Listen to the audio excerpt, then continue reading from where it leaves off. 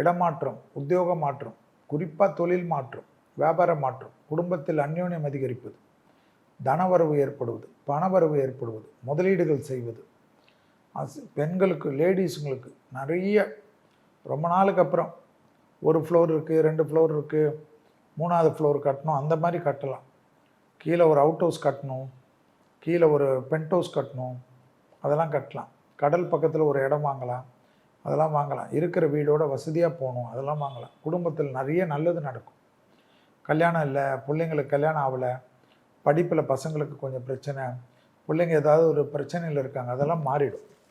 இதெல்லாம் யாருக்கு? துலா ராசிக்காரர்களுக்கு நிறைய நல்லது நடக்கும்.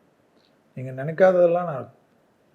உத்தியோகத்தில் காணப்பட்டிருந்த சிக்கல்கள் தீர்வதெல்லாம் துலா ராசிக்காரர்களுக்கு யோக பலத்தை அதிகமாக பெற்றுத்தரும். துலா ராசிக்காரர்களுக்கு குடும்பத்திலும் வார்த்தைக்கு மதிப்பு ஏற்படும், வெளியிடத்திலும் வார்த்தைக்கு மதிப்பு ஏற்படும். நீங்கள் நினைத்த காரியங்கள் நடைபெறக்கூடிய காலகட்டம். உத்தியோகத்தில் மட்டும், தொழிலில், வியாபாரத்தில், உடன் வேலை செய்பவர்கள் விஷயத்தில் வாக்குவாதங்கள் இல்லாமல் இருந்தாலே எல்லாமே இருக்கும். வாகனத்தில் அற்புதமான மாற்றங்கள் ஏற்படும். உடற்பயிற்சி கண்டிப்பாக அதிகமாக செய்யக்கூடிய ராசிகளில்